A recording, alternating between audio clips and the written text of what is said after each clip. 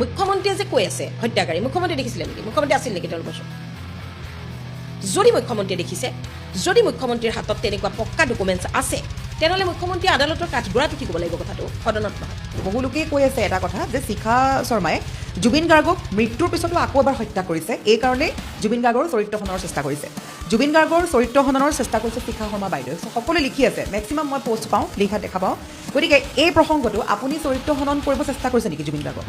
যি সময়ত আচলতে মানুহে জুবিন গাৰ্গৰ কাৰণে #জাষ্টিছ ফৰ জুবিন গাৰ্গ লিখি আছে সেই সময়ত কিন্তু মই আপোনাৰ যদি ফেচবুক একাউণ্টটো চাওঁ তাত দেখা পাওঁ #জাষ্টিছ ফৰ শ্যাম কানু শেখৰ সিদ্ধাৰ্থ আৰু অমৃত প্ৰভা মহন্ত অসমত এনেকুৱা এটা পৰ্যায় চলি আছে কিন্তু আপুনি এই ধৰণৰ পোষ্ট কিয় কৰিছে শ্যাম কানু সিদ্ধাৰ্থ অমৃত প্ৰভা আৰু শেখৰ সন্দীপন এই পাঁচজন যাক মই শ্বৰ্টকৈ চাচ বুলি কৈছোঁ তেওঁলোকৰ লগতহে অন্যায় হৈছে তেওঁলোকৰ লগত দুৰ্ঘৰ অন্যায় হৈছে সেইকাৰণে মই তেওঁলোকৰ জাষ্টিছ বিচাৰিছোঁ হয় এতিয়া মুখ্যমন্ত্ৰীয়ে যে এষাৰ কথা ক'লে আজি বহু মিটিঙতো কৈছে সাংবাদিকে সোধা প্ৰশ্ন উত্তৰতো কৈছে সদনৰ মজিয়াতো কৈছে তেওঁ প্ৰথমৰ পৰা কিন্তু কৈ আছে হত্যাকাৰী বুলি তেওঁ আপোনাৰ মতে তেন্তে মুখ্যমন্ত্ৰী কিয় কৈছে এষাৰ কথা তাত কিবা কথা সোমাই আছে নেকি নে কি জুবিন গাৰ্গৰ পত্নী গৰিমা শইকীয়া গাৰ্গে তেওঁ নিজৰ ঘৰটোৰ কাহিলীপৰাৰ ঘৰটোৰ পৰা ওলাই গৈ বেলেগ ঠাইৰ পৰা জুবিনৰ পেজৰ পৰা ফেচবুক লাইভ কৰিছে ফেচবুক লাইভ কৰি কান্দি কান্দি কৈছে যে সিদ্ধাৰ্থক আপোনালোকে একো নকৰিব সিদ্ধাৰ্থক আহিবলৈ দিয়ক সিদ্ধাৰ্থ জুবিনৰ কাৰণে কি আছিল সেয়া মাত্ৰ আমি জানো জুবিনে সিদ্ধাৰ্থক ৰূপ এটা পৰিবলৈ দিয়া নাছিলে সিদ্ধাৰ্থ কাষত নাথাকিলে মই একোজো আগবাঢ়িব নোৱাৰিম সিদ্ধাৰ্থ মোৰ বাবে কি সেয়া মই আপোনালোকক বুজাব নোৱাৰিম আপোনালোকে সিদ্ধাৰ্থৰ ওপৰত দিয়া এজাহাৰ উঠাই লওক সিদ্ধাৰ্থক আপোনালোকে একো নকৰিব আপোনালোকে প্লিজ আহিবলৈ দিয়ক সিদ্ধাৰ্থৰ নিৰ্দোষিতা প্ৰমাণ কৰিবৰ কাৰণে এই ভিডিঅ' ক্লিপটোৱেই মোৰ ডেন চাফিচিয়েণ্ট মুখ্যমন্ত্ৰী ভাবিছে তেনেকৈ মোৰ মতে মুখ্যমন্ত্ৰীয়ে তেনেকৈ ভাবিছে যেনেকৈ অসমৰ বহুত মানুহেতো ভাবিছে হত্যা বুলি ভাবিছেনে নাই অসমৰ এটা গৰিষ্ঠ চাম মানুহে ৰাইজে জুবিন গাৰ্গক হত্যা কৰিছে বুলি ভাবিছে হয়নে নহয় সেই গৰিষ্ঠ চাম মানুহৰ মাজত মুখ্যমন্ত্ৰীও এজন যিজনে ভাবিছে যে জুবিন গাৰ্গক হত্যা কৰিছে সেইটো মুখ্যমন্ত্ৰীয়ে ভাবিছে কাৰণে কৈছে মই ভবা নাই হত্যা কৰিছে বুলি মই সেইকাৰণে নাই কোৱা যিমানেই আপুনি অমৃত প্ৰভাক ক'ব যে তুমি মদ খুৱাই আছিলা সিমানে আপুনি জুবিনক অপমান কৰিব মদ খুৱাবলৈ পালে কেনেকৈ মানুহটোকতো পাব লাগিব ন মাজৰাতি এটা মানুহক মদ খুৱাবলৈতো আপুনি কাষত পাব লাগিব ন কাষত কেনেকৈ পালে আপুনি গতিকে অমৃত প্ৰভাৰ কথা আপুনি যিমানেই ক'ব তাৰ লগত জুবিন জড়িত হৈ পৰিব অমৃত প্ৰভাক আপুনি যিমানেই ক'ব যে এই মদ খুৱালে সিমানেই কথাবিলাক বেয়ালৈ যাব অমৃত প্ৰভাৰ বয়স কিমান 25, 26, 27 উইদিন 30 তাতকৈতো বেছি নহয় জুবিনৰ বয়স কিমান মৃত্যুৰ দুমাহৰ পিছত জুবিন 53 কমপ্লিট কৰি 54ত সোমাইছিলে তাৰমানে অমৃত প্ৰভাতকৈ জুবিন কমেও 25 বছৰৰ ডাঙৰ গতিকে এজনী সৰু ছোৱালী নিজৰ জীয়েকৰ লগৰ এজনী ছোৱালী জীয়েকৰ লগৰ ছোৱালীজনীয়ে অখিল গগৈ মানুহটো বৰ ডুপ্লিকেট মানুহ অখিল গগৈৰ কথা মই একো বিশ্বাস নকৰোঁ এটাও বিশ্বাস নকৰোঁ গতিকে অখিল গগৈ এতিয়া এখন নিজে বনাইলে স্বৰচিত চাৰ্জশ্বিট অখিল গগৈ চাৰ্জশ্বিটখন স্বৰচিত চাৰ্জশ্বিটেই নে তেওঁ কোনোবা চ'ৰ্চৰ পৰা পাইছে মই নাজানো তো গতিকে আপুনি এই কথা লিখিছিলে যে PS-ৰ একাউণ্টত যে ইমান টকা পাইছে সেই জুবিন গাৰ্গেই টকাখিনি পঠিয়াইছে আপুনি এই ধৰণৰ এটা পোষ্ট কৰিছিলে গতিকে আপোনাৰ দৃষ্টিত PS-ৰ কেইগৰাকীও দুখমুক্ত হ'ব নেকি বা তেওঁলোকে দুখী নহয় নেকি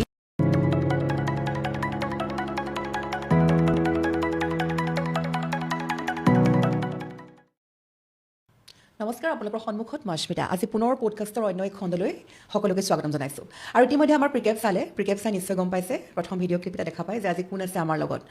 লগত আছে শিখা শৰ্মা বাইদেউ আছে বাইদেউ স্বাগতম জনাইছোঁ হয় আচলতে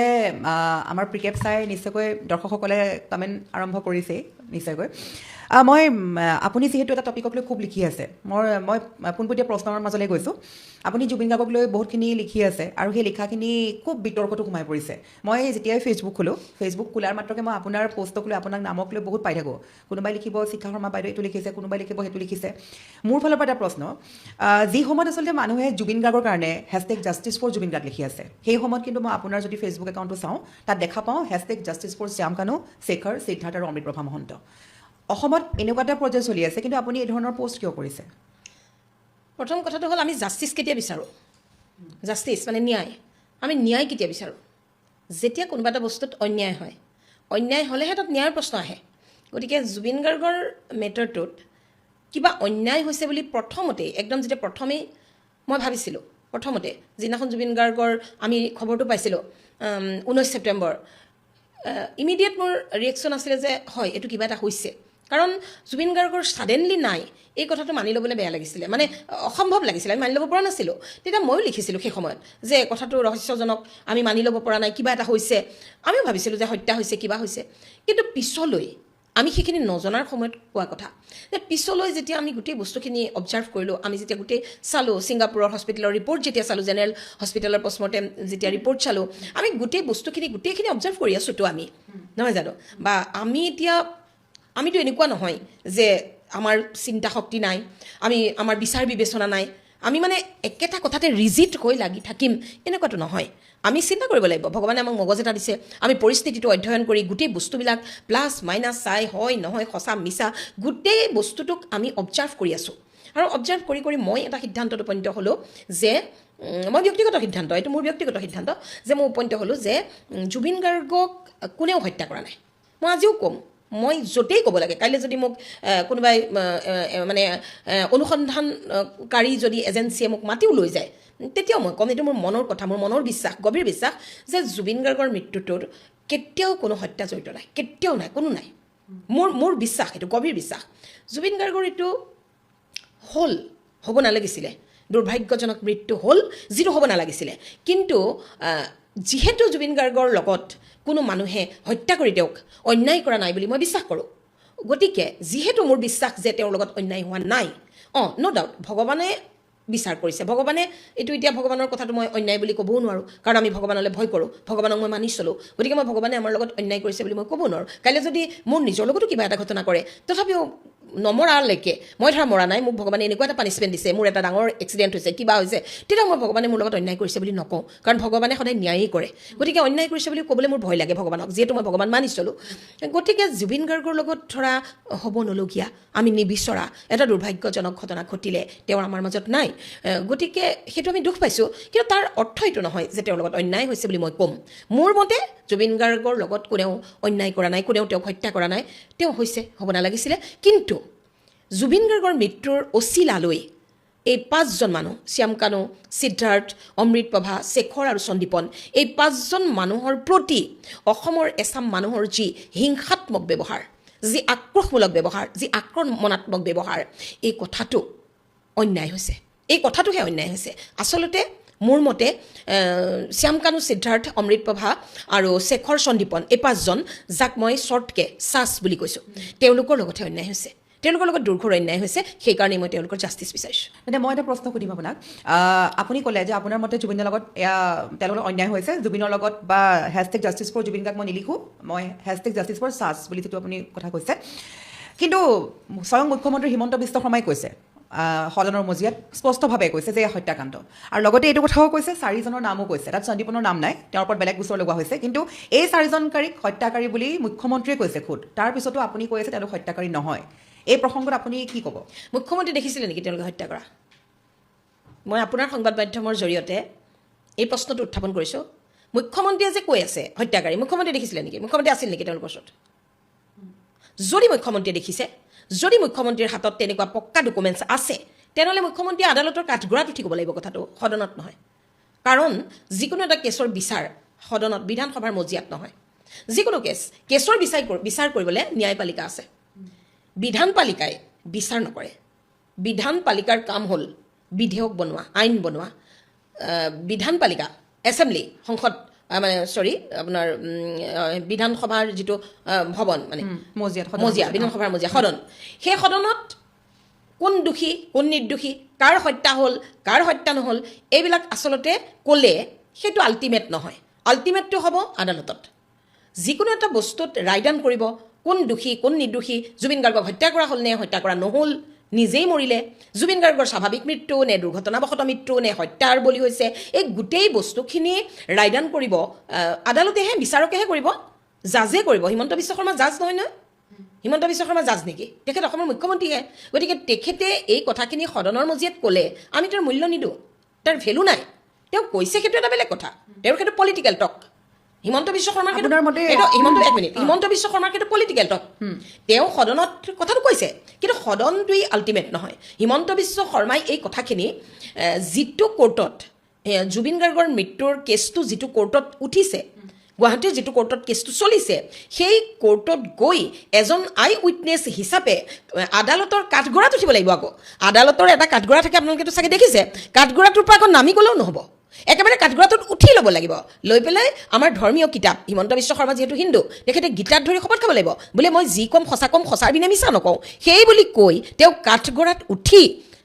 মাননীয় বিচাৰপতিৰ ওচৰত তেওঁ ক'ব লাগিব যে জুবিন গাৰ্গৰ হত্যা হৈছিলে 4জন মানুহে ধৰি দিছিলে এজন মানুহে মাৰি দিছিলে মই দেখিছোঁ তেতিয়া তেওঁক জাজে সুধিব বোলে আপোনাৰ হাতত কি প্ৰমাণ আছে তেতিয়া তেওঁ প্ৰমাণ দিব লাগিব জাজে সুধিব আপুনি কেনেকৈ গম পালে আপোনাৰ কি তথ্য আছে তথ্যখিনি দিব লাগিব তেতিয়া তেওঁৰ তথ্যখিনি তেওঁৰ প্ৰমাণখিনি যদি অথেণ্টিচিটি থাকে তেতিয়া বিচাৰকে সেইটো বিচাৰ কৰিব গতিকে হিমন্ত বিশ্ব শৰ্মাই হত্যা বুলি ক'লে ময়ো হত্যা বুলি ক'ম এইটোতো নহয় সেইটো হিমন্ত বিশ্ব শৰ্মাই অসমৰ মুখ্যমন্ত্ৰীয়ে তেওঁৰ নিজস্ব চিন্তাধাৰা নিজস্ব বিচাৰ বুদ্ধিৰে হত্যা বুলি কৈছে আৰু শিখা শৰ্মাই নিজস্ব চিন্তাধাৰা নিজস্ব বিচাৰ বুদ্ধিৰে সেইটো এটা দুৰ্ভাগ্যজনক মৃত্যু বুলি কৈছে হয় তেতিয়া মুখ্যমন্ত্ৰীয়ে যে এষাৰ কথা ক'লে আজি বহুত মিটিঙতো কৈছে সাংবাদিকে সোধা প্ৰশ্নৰ উত্তৰতো কৈছে সদনৰ মজিয়াতো কৈছে তেওঁ প্ৰথমৰ পৰা কিন্তু কৈ আছে হত্যাকাৰী বুলি তো আপোনাৰ মতে তেন্তে মুখ্যমন্ত্ৰীয়ে কিয় কৈছে এষাৰ কথা তাত কিবা কথা সোমাই আছে নেকি নে কি মুখ্যমন্ত্ৰীয়ে ভাবিছে তেনেকৈ মোৰ মতে মুখ্যমন্ত্ৰীয়ে তেনেকৈ ভাবিছে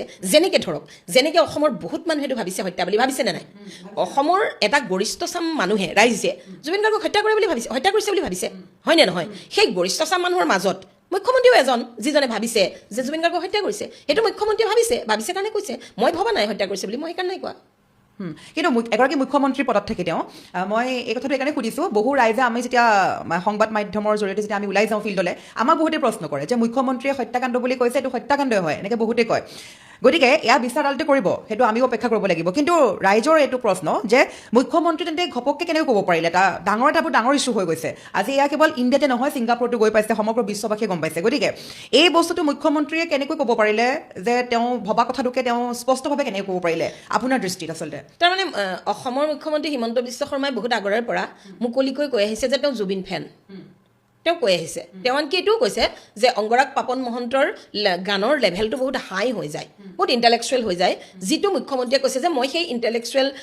মানে ছিষ্টেমটোত মই ঢুকি নাপাওঁগৈ গতিকে পাপন বহুত হাই হৈ যায় গতিকে পাপনক মই ঢুকি নাপাওঁ গতিকে মই জুবিনৰ অনুৰাগী এই কথাটো মুখ্যমন্ত্ৰীয়ে বহুতবাৰ কৈছে গতিকে এজন মুখ্যমন্ত্ৰীৰ লগে লগে তেওঁ জুবিনৰ অনুৰাগীও গতিকে জুবিনৰ অনুৰাগী হিচাপে তেওঁ জুবিনৰ হত্যা হৈছে বুলি ভবাটো তেওঁৰ ঠাইত তেওঁ শুদ্ধ তেওঁৰ জেগাত সেইকাৰণে তেওঁ কৈছে কাৰণ তেওঁ কেৱল মুখ্যমন্ত্ৰী নহয়তো তেওঁ এজন জুবিন অনুৰাগীও গতিকে জুবিন অনুৰাগী হিচাপে তেওঁৰ সেইটো আৱেগ তেওঁৰ সেইটো ইম'চন গতিকে মুখ্যমন্ত্ৰীয়ে কি কৈছে সেইটোৰ ওপৰত কথা নহয় আদালতে ফাইনেল ডিচিশ্যনটো কি দিয়ে সেইটোৱে হ'ব আৰু মোৰ বিশ্বাস আদালতে ফাইনেল ডিচিশ্যন কেতিয়াও হত্যা বুলি নিদিয়ে বুলি মোৰ বিশ্বাস হয় মই আচলতে যিখিনি প্ৰশ্ন এইকাৰণেই কৰিলোঁ আমাৰ ৰাইজৰ বিশেষকৈ এইটো প্ৰশ্ন বাৰে বাৰে আগবঢ়াই থাকে যে মুখ্যমন্ত্ৰী হত্যাকাৰী বুলি কৈছে আদালতত আজি এইটো কৈছে আমুকে সেইটো কৈছে চবেই কৈ থাকে আৰু এটা প্ৰশ্নলৈ আহিম জুবিন গাৰ্গক লৈ এইটো প্ৰশ্ন ইতিমধ্যে দৰ্শকসকলেও চাগে আজি আমাৰ অতিথিগৰাকীৰ সৈতে কথা পাতি আছোঁ আৰু নিশ্চয়কৈ আপোনালোকেও চাগে এইটো প্ৰশ্ন কৰিব কমেণ্টত যিখিনি আপোনালোকে বাৰে বাৰে কৰি থাকে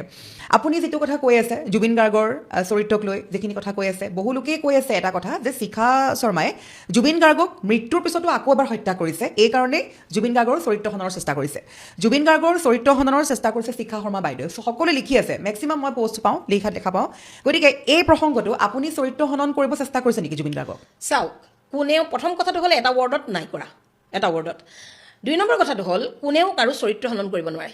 কোনো মানুহে কোনো মানুহৰ চৰিত্ৰ হনন কৰিব নোৱাৰে এতিয়া চাওক মোৰ কথাটো বহুত মানুহে কৈ আছে মোৰ কথাটো বহুত বিভিন্ন ধৰণে কৈ আছে কিন্তু তাৰ অথেণ্টিচিটি নাই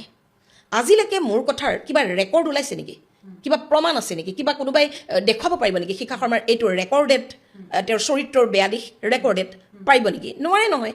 কোনেওতো নোৱাৰে কোনো নিউজে মানুহে মোৰ পোষ্টৰ তলত কমেণ্ট কি কৰিছে সেইটো ডাঙৰ কথা নহয় কিন্তু কোনোবা এটা সংবাদ মাধ্যম কোনোবা এটা নিউজ পৰ্টেল কোনোবা এটা পডকাষ্টত শিখা শৰ্মাৰ কুকৃতি এইজন আচক বুলি কাৰচিন মাৰি মাৰি আজিলৈকে ক'ব পাৰিছে জানো শিখা শৰ্মাই কাৰোবাৰ লগত বেয়া কিবা কথা পতাৰ কোনোবা ফটো কোনোবা অডিঅ' ক্লিপ কিবা ভিডিঅ' ওলাইছে জানো নাই লোৱা নহয় গতিকে চৰিত্ৰ হনন কোনেও কাৰো কৰিব নোৱাৰে যেতিয়ালৈকে আপুনি চৰিত্ৰ হনন কৰাৰ এটা সুযোগ নিদিয়ে এতিয়া জুবিন গাৰ্গৰ কথাটো মই কেতিয়া ক'লোঁ এই কথাটো আপুনি চাব লাগিব মই কেতিয়া ক'লোঁ মই তেতিয়াহে ক'লোঁ যেতিয়া এইটো SITৰ ফালৰ পৰা লিখিতভাৱে প্ৰচাৰ হ'ল আজি ময়ে নহয় আপুনি গোটেই চাওকচোন বস্তুবিলাক পোষ্ট চাওক অমৃত প্ৰভা ইমান টাইমৰ পৰা ইমান টাইমলৈকে জুবিনৰ ৰুমত থাকি এইটো কৰিলে অমৃত প্ৰভাই সাৰ পাই দেখিলে জুবিন কাষৰ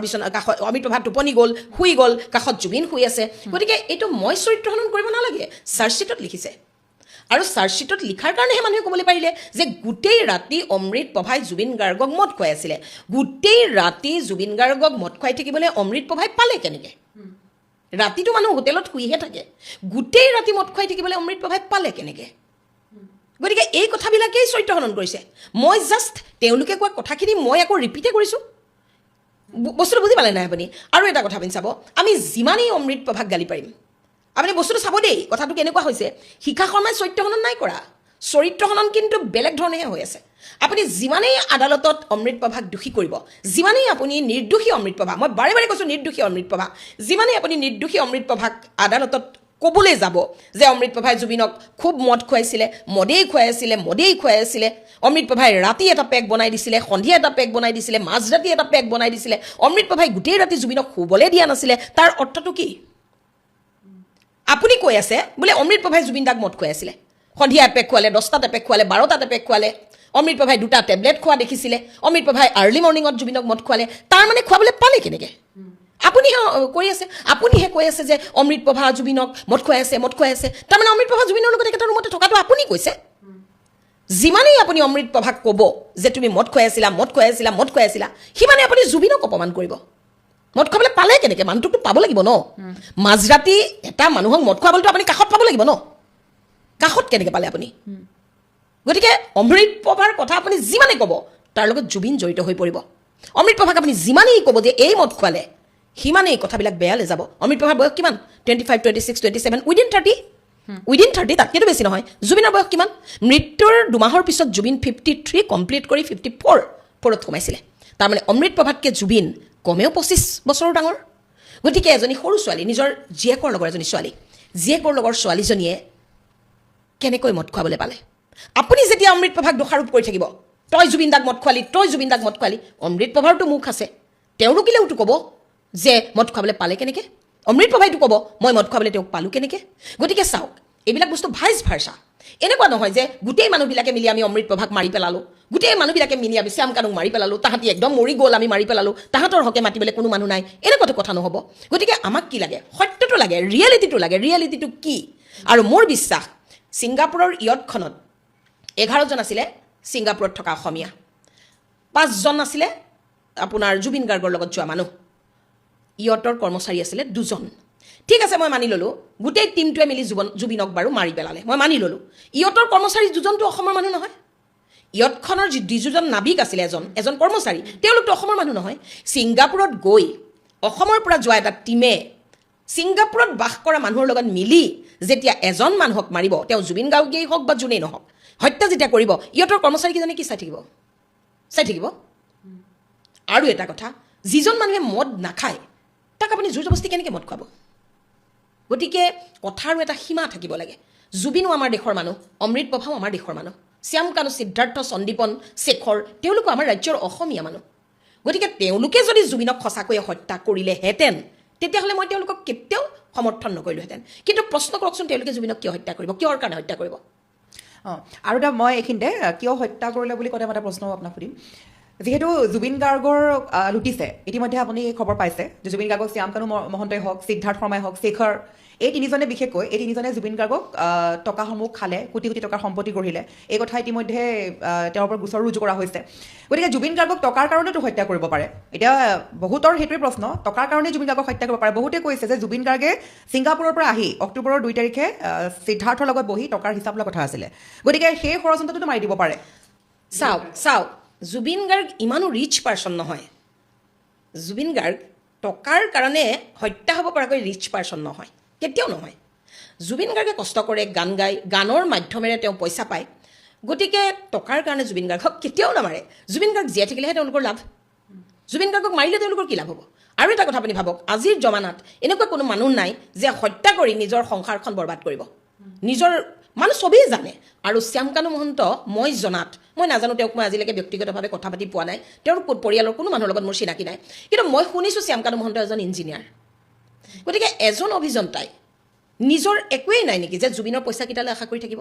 প্ৰথম কথা 2 নম্বৰ কথা সিদ্ধাৰ্থ শৰ্মা যদি ইমানেই বেয়া মানুহ তেতিয়া আপোনাতকৈ মোতকৈ জুবিনে বেছি বুজিব মৃত্যুৰ সময়লৈকে ডিঙিত বান্ধি লৈ ফুৰা সিদ্ধাৰ্থক আপুনি মই বেয়া বুলি ক'লে হ'ব জানো ঠিক আছে মই মানি ল'লোঁ সিদ্ধাৰ্থ বেয়া আপুনি কৈছে আৰু 10জনে কৈছে তেনেহ'লে জুবিন গাৰ্গৰ মৃত্যু হৈছে 19 ছেপ্টেম্বৰ 2025 20 ছেপ্টেম্বৰ 2025 দিনা দুপৰীয়া জুবিন গাৰ্গৰ পত্নী গৰিমা শইকীয়া গাৰ্গে তেওঁ নিজৰ ঘৰটোৰ কাহিলীৰ পৰা ওলাই গৈ বেলেগ ঠাইৰ পৰা জুবিনৰ পেজৰ পৰা ফেচবুক লাইভ কৰিছে ফেচবুক লাইভ কৰি কান্দি কান্দি কৈছে যে সিদ্ধাৰ্থক আপোনালোকে একো নকৰিব সিদ্ধাৰ্থক আহিবলৈ দিয়ক সিদ্ধাৰ্থ জুবিনৰ কাৰণে কি আছিল সেয়া মাত্ৰ আমি জানো জুবিনে সিদ্ধাৰ্থক টোপ এটা পৰিবলৈ দিয়া নাছিলে সিদ্ধাৰ্থ কাষত নাথাকিলে মই এখোজো আগবাঢ়িব নোৱাৰিম সিদ্ধাৰ্থ মোৰ বাবে কি সেয়া মই আপোনালোকক বুজাব নোৱাৰিম আপোনালোকে সিদ্ধাৰ্থৰ ওপৰত দিয়া এজাহাৰ উঠাই লওক সিদ্ধাৰ্থক আপোনালোকে একো নকৰিব আপোনালোকে প্লিজ আহিবলৈ দিয়ক সিদ্ধাৰ্থৰ নিৰ্দোষিতা প্ৰমাণ কৰিবৰ কাৰণে এই ভিডিঅ' ক্লিপটোৱে মোৰ দেন ছাফিচিয়েণ্ট শুনক গৰিমা শইকীয়া গাৰ্গে জানে নে নাজানে যদি সিদ্ধাৰ্থ ইমান বদমাছ আছিলে গৰিমা শইকীয়াই কিয় লগ দিব ইমান দিন গৰিমা শইকীয়া গাৰ্গটো কেঁচুৱা ছোৱালী নহয় নিয়াৰ 50 তেওঁৰ এজ নিয়াৰ 50 এজনী মানুহ চিনি নাপায় নেকি গতিকে এইবিলাক কথা চাওক যাক গৰিমা শইকীয়া গাৰ্গে সন্দেহ কৰা নাই তাক আমি সন্দেহ কৰিম কিয় কিন্তু এটা প্ৰশ্ন মই সুধিম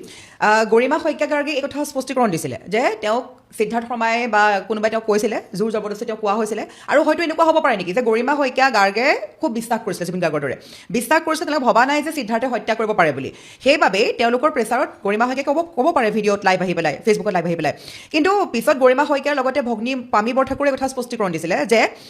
আমি গমেই পোৱা নাছিলোঁ 6-7 দিনৰ পিছতহে আমি গম পাইছোঁ যে সিদ্ধাৰ্থে কি কৰি থৈছে জুবিনৰ লগত গতিকে আমি তেওঁ ভাই ভাবি পেলাই জুবিনৰ ভাইটি ভাবি পেলাই আমি বিচাৰিছিলোঁ যে সিদ্ধাৰ্থ ফচিব নালাগে ওলাই আহক এই কথা কিন্তু কৈছিলে গৰিমা শইকীয়া গাৰ্গে তো গতিকে আপুনি গৰিমা শইকীয়া গাৰ্গক কোনফালৰ পৰা দুখিব তেওঁতো স্পষ্টীকৰণো দিছিলে এই সন্দৰ্ভত এতিয়া চাওক আপুনি মোক পডকাষ্টটো কৰিবলৈ মাতি আনিছে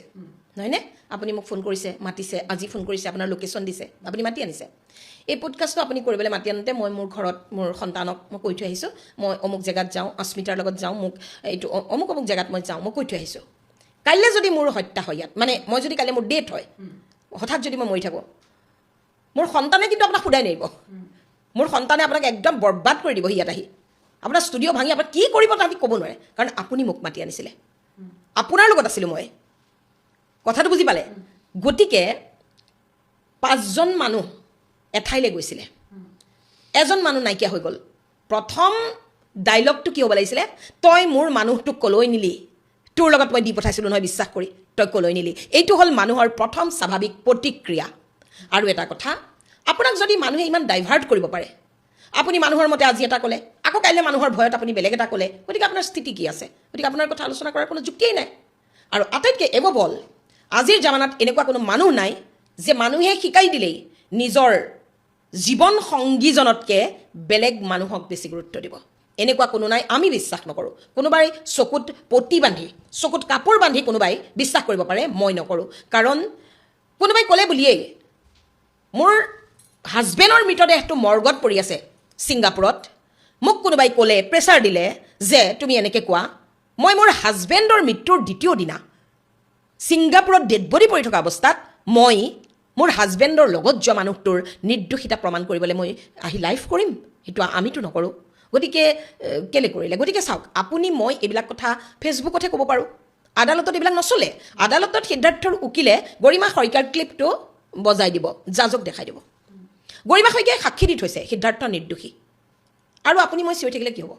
আৰু তেতিয়া গৰিমা শইকীয়াক কোনোবাই আদালতে তেওঁ নাজানে তেওঁক কোনোবাই শিকাই দিলে কাৰণে এইবিলাক ইমোশ্যন আদালতত নাখাতে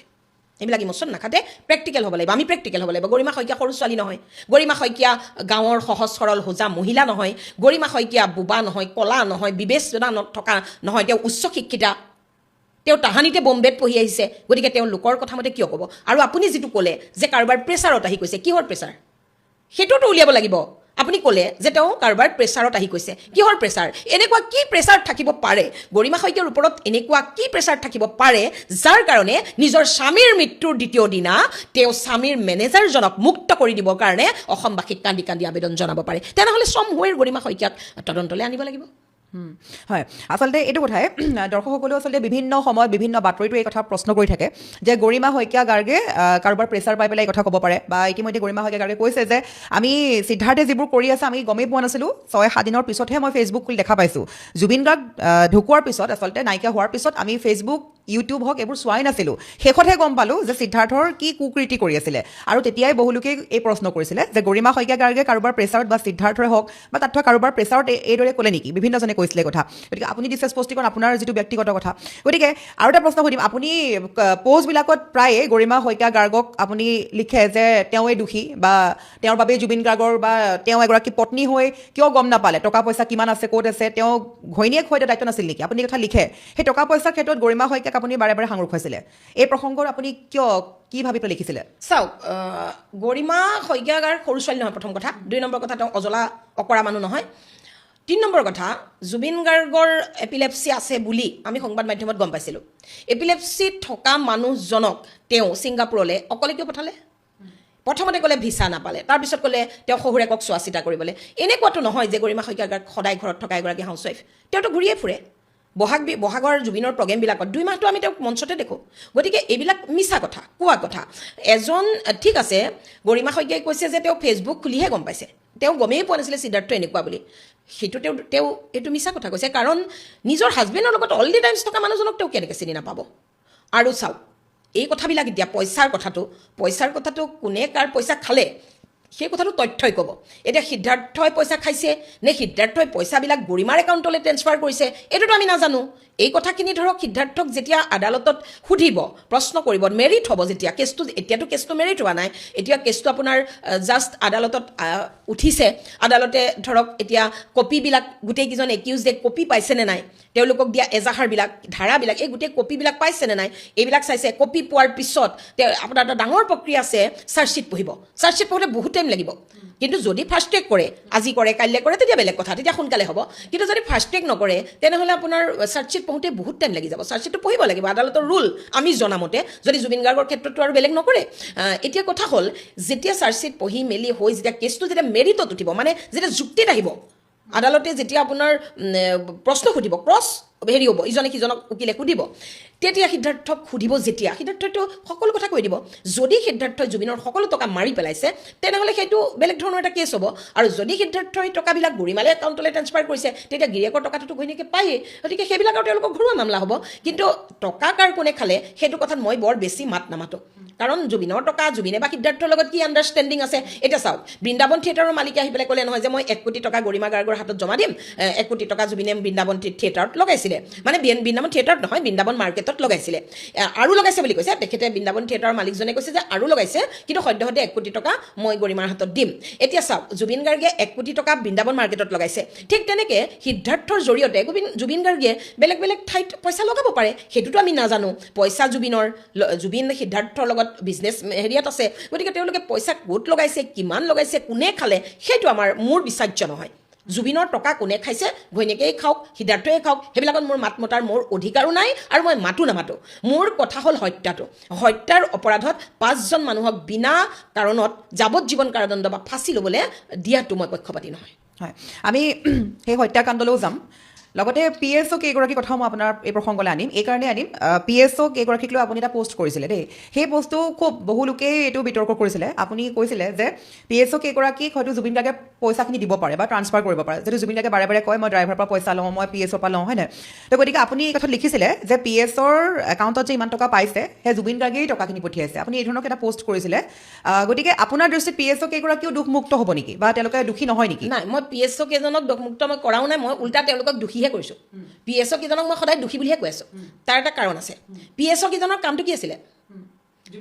PSOৰ কাম ডিউটিটো কি PSO জুবিন গাৰ্গক যি 2জন PSO দিয়া হৈছিলে তেওঁক দৰমহাটো আমিহে দিছোঁ আপুনি দিছে মই দিছোঁ তেওঁ দিছে কাৰণ তেওঁলোকে চৰকাৰী দৰমহা লৈছে চৰকাৰী টকা মানে আমাৰ টকাৰে আমি তেওঁক আমাৰ অসমৰ এজন উজ্জ্বল প্ৰতিভাক ছিকিউৰিটি দিবলৈ দিছিলোঁ তেওঁলোকে কৈ কি কৰিলে যে তেওঁলোকৰ একাউণ্টটো জুবিনৰ কোটি টকাৰ লেনা দেনা কৰিবৰ কাৰণে এৰি দিলে সেইটোতো ভুল কথা তেওঁলোকৰ ডিউটিটো তেওঁলোকে নাই কৰা নহয় তেওঁলোকৰ প্ৰায়ৰ ডিউটি আছিলে জুবিনৰ নিৰাপত্তা তেওঁলোকে জুবিনৰ নিৰাপত্তা কি কৰিছে কি নাই সেইটো এটা বেলেগ মেটাৰ সেইটো তেওঁলোকৰ হায়াৰত অফিচাৰ আছে তেওঁলোকৰ PSO কেইজনক যোনে দিয়ে সেই অফিচাৰজনে চাব তেওঁলোকে ডিউটি ফুলফিল কৰিছে নে নাই কিন্তু তেওঁলোকৰ একাউণ্টত যে কোটি টকা পাইছে বুলি যে যিটো SIT ৰিপৰ্টত আমি পঢ়িবলৈ পাইছোঁ সেই কোটি টকাটো ক'ৰ পৰা পালে তেওঁলোকে সেই কথাটোতো আমাক লাগিব ন কাৰণ তেওঁলোকৰ ডিউটিটো জুবিনৰ লগতহে তেওঁলোকে বেলেগ ঠাইত ডিউটি কৰা নাই তেওঁলোকে যদি কালি যদি ধৰক খানাপাৰাত বা ক'ৰবাত যদি বোলে ডিউটি কৰিলেহেঁতেন তেতিয়া আমি ক'লোহেঁতেন তেওঁলোকে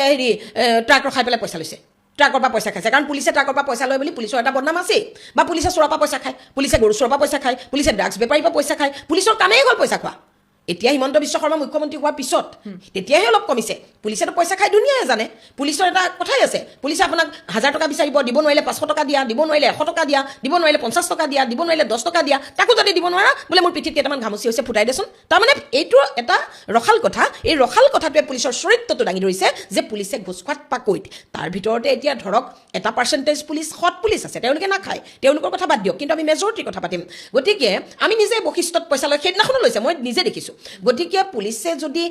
জুবিনৰ পিএছঅ' কিজনে যদি অন্য ডিউটি কৰি ৰাস্তাত থাকিলেহেঁতেন থানাত কনিষ্টবল কৰিলেহেঁতেন অন্যত ক'ৰবাত কিবা কৰিলেহেঁতেন তেতিয়া আমি ধৰিব পাৰোঁ যে তেওঁলোকে তাৰ পৰা পইচা খাইছে কিন্তু যি দুজন ছিকিউৰিটি 24 আৱাৰ্ছ জুবিনৰ লগত থাকে তেওঁলোকলৈ পইচা ক'ৰ পৰা আহিলে এই টকাটোতো হিচাপ ল'ব লাগিব যদি জুবিন গাৰ্গৰ পৰা আহিছে তেতিয়াহ'লে এইটোৰো তদন্ত হ'ব লাগিব যে জুবিন গাৰ্গে কোটি টকা তেওঁলোকৰ একাউণ্টত কিয় থ'লে নে টেক্স ফাঁকি দিবলৈ থ'লে আৰু যদি জুবিন গাৰ্গৰ একাউণ্টৰ পৰা নাই অহা বা জুবিন গাৰ্গে নিজে নাই দিয়া সেইটো যদি প্ৰমাণ হৈ যায় এতিয়াতো প্ৰমাণ কেনেকৈ হ'ব জুবিন গাৰ্গটো নায়েই গতিকে পিএছঅ' কেইজনে এতিয়া কি কয় সেইটো আইনে চাব সেইটো যদি প্ৰমাণ হৈ যায় তেনেহ'লে আকৌ এইটো কথাত পিএছঅ' কেইজনৰ ওপৰত বেলেগ কেছ লাগিব যে ইমান কোটি টকা তাহাঁতৰ একাউণ্টত কোনে দিলে গতিকে এইটো বহুত কথা আছে বহুত ডাঙৰ কথা গতিকে পিএছঅ' কেইজন মোৰ দৃষ্টিত দোষী এই টকাৰ কাৰবাৰটোৰ কাৰণে দোষী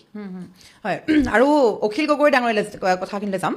অখিল গগৈয়ে যিখন চাৰ্জশ্বিট ভাইৰেল কৰিছে সেইটো এটা খুব অসম কঁপাই গৈছে এই খবৰটোৱে অখিল গগৈয়ে 294 পেজৰ পৰা হয়তো 296 পেজলৈ ভাইৰেল কৰিছে য'ত অভিযুক্তৰ মৃত্যুৰ ক্ষমা কৰিব প্ৰমাণৰ বিৱৰণ লিখি থোৱা আছে গতিকে সেই চাৰ্জশ্বিটখন অখিল গগৈ ইতিমধ্যে ভাইৰেল কৰিছে তেওঁৰ বিৰুদ্ধে গোচৰ ৰুজু কৰিছে SIT-য়ে অখিল গগৈ যিটো প্ৰসংগ দাঙিছে বা যিখন চাৰ্জশ্বিট ভাইৰেল কৰিছে সেই চাৰ্জশ্বিটখন চালে কিন্তু কোনো ধৰণৰ বিশেষ দোষাৰোপ নহয় যেন লাগে কোনোবা কোনোবা দিশত আপুনি কি ক'ব এই দিশত এই চাৰ্জশ্বিটখন কিমান সত্য মানে কাক দোষী নহয় যিখিনি কথা লিখা আছে বহু লোকে পঢ়ি পেলাই আজি মন্তব্য কৰিছে আমাৰ সাংবাদিকৰ কেমেৰাৰ সন্মুখতো কৈছে যে যিবিলাক তেওঁৰ প্ৰমাণৰ বিৱৰণ দিয়া আছে সেই বিৱৰণখিনি চালে হত্যাকাৰী যেন অনুভৱ নহয় বৰঞ্চ তেওঁলোকৰ কিছুমান ভুল আছিলে জুবিন গাৰ্গক নেগলেক্ট কৰিলে বা জুবিন গাৰ্গক ইম্পৰ্টেঞ্চ দিলে এই ধৰণৰ কথা আহিছে গতিকে অখিল গগৈ যিখন চাৰ্জশ্বিট দাখিল কৰিছে সেইখনক লৈ আপুনি কি ক'ব সেইখন কিমান দূৰ সত্য বা কি কথা সোমাই আছে আচলতে ক'ত পালে অখিল গগৈ কি ক'ব এই প্ৰসংগত প্ৰথম কথা এটাতো কেছ দিছে SIT-য়ে গতিকে এই কেছটোত প্ৰথম কথা বিচাৰ হ'ব লাগিব মই জনাত দেই মইতো আৰু ধৰক বহুত জ্ঞানী মানুহ নহয় মই বহুত জনা শুনা মানুহ নহয় যিখিনি মোৰ কমন চেন্সে কয় সেই তাৰ পৰা মই এটা কথাই বুজিলোঁ মানে জানো ক'ব পাৰোঁ যে চাৰ্জশ্বিটৰ কপি প্ৰথমতে এই যে আপোনাৰ 7জন যে একিউজ হৈছে যে তেওঁলোককহে দিয়ে মানে মই জনাত দেই তেওঁলোকক দিয়ে তাৰপিছত আপোনাৰ অন্যকো নিদিয়ে উকিলকো নিদিয়ে আনকি উকিলে ক'ত পাব জানেনে চাৰ্জশ্বিটৰ কপিটো এই যে ধৰি লওক শ্যাম কানু এজন উকিল লৈছে তেখেতে এই মানে উকিলজনে শ্যাম কানুৰ কপিটোহে পাব আদালতৰ পৰা নাপায় শ্যাম কানুৰ কপিটোহে পাব বা অমৃত প্ৰভাৰ উকিলজনে অমৃত প্ৰভাৰ কপিটোহে পাব সেইটোকে তেওঁ জেৰক্স কৰি ল'ব কিন্তু তেওঁক আদালতে নিদিয়ে মই জনাত আদালতে চাৰ্জশ্বিটৰ কপিটো অকল একিউজ কেইজনক দিব মই জনাত আৰু চাৰ্জশ্বিটৰ কপিটো আদালতে মই ভাবোঁ দেই তেতিয়াহে ৰাইজলৈ এৰিব যেতিয়া কেছটো ছেটেল হ'ব কেছটো ছেটেল হোৱাৰ আগত কমন পাব্লিকক নিদিয়ে আৰু অখিল গগৈ যদিও বিধায়ক আইনৰ চকুত কিন্তু বিধায়ক ৰাষ্ট্ৰপতি প্ৰধানমন্ত্ৰী কৃষক ৰিক্সাৱালা ঠেলাৱালা শিখা শৰ্মা চবেকে গতিকে মই জনাত অখিল গগৈয়ে আদালতৰ পৰা চাৰ্জশ্বিটৰ কপি পাব নালাগিছিলে গতিকে এতিয়া পাইছে সেইখন আচলেই নে নকলেই নে তেওঁ বনাই লৈছে কাৰণ অখিল গগৈ মানুহটো বৰ ডুপ্লিকেট মানুহ অখিল গগৈৰ কথা মই একো বিশ্বাস নকৰোঁ এটাও বিশ্বাস নকৰোঁ গতিকে অখিল গগৈ এতিয়া এখন নিজে বনাইলে স্বৰচিত চাৰ্জশ্বিট অখিল গগৈ চাৰ্জশ্বিটখন স্বৰচিত চাৰ্জশ্বিটেই নে তেওঁ কোনোবা চ'ৰ্চৰ পৰা পাইছে মই নাজানো এতিয়া কথাটো হ'ল অখিল গগৈয়ে চাৰ্জশ্বিটখন যদিও পাইছিলে তেওঁ এজন জনপ্ৰতিনিধি হিচাপে বিধেয়ক বনোৱা ছিষ্টেমটোৰ এজন সদস্য হিচাপে বিধায়ক কাক কয় যি বিধেয়ক বনায় বিধেয়কবিলাকেই গৃহীত হৈ পেলাই আইন হয় গতিকে আইন বনোৱা যিজনে বিধেয়ক বনায় তেওঁই বিধায়ক গতিকে এজন বিধায়কে এই চাৰ্জশ্বিটখন সাধাৰণতে যদিও কিবা চ'ৰ্চত পাইছিলে সেইখন তেওঁ ৰাজহুৱা কৰিব নালাগিছিলে গতিকে এইটো এটা তেওঁ ডাঙৰ ক্ৰাইম কৰিছে যদিও ধৰক মই মানি ল'লোঁ কিবা প্ৰকাৰে পাইছিলে তেওঁ কিন্তু সেইখন ৰাজহুৱা কৰিব নালাগিছিলে কাৰণ কেছটোত তাৰ প্ৰভাৱ পৰিব নিগেটিভ প্ৰভাৱেই হওক পজিটিভ প্ৰভাৱেই হওক কেছটো মেনুপুলেট হ'বলৈও আছে কেছটোত প্ৰভাৱ পৰিব গতিকে তেওঁ এজন বিধায়ক হৈ এই সামান্য কথাটো নজনাৰ বাবে আচলতে তেওঁ বিধায়ক পদ খাৰিজ হ'ব লাগে গতিকে অখিল গগৈ ধৰক মানে হুলস্থুল সৃষ্টি কৰা এজন মানুহ এতিয়া অখিল গগৈ এতিয়া চাব দেই ছিংগাপুৰত জুবিন গাৰ্গৰ লগত গৈ যি 5জন মানুহৰ আজি এই দশা হৈছে নিৰপৰাধী মানুহৰ শ্যাম কানুটো ইয়ততে নাছিলে শ্যাম কানুটো কোনো দুখ মানে মানুহজন পিকচাৰতে নাই তথাপিও আজি শ্যাম কানুৰ এগেইনষ্টত হত্যাৰ ধাৰা লগাইছে তেনেস্থলত অখিল গগৈয়ে কৃষক মুক্তি সংগঠনৰ আন্দোলন এটা কৰিছিলে এই আপোনাৰ লোৱাৰ সোৱণশিৰি যিটো হাইডেল প্ৰজেক্ট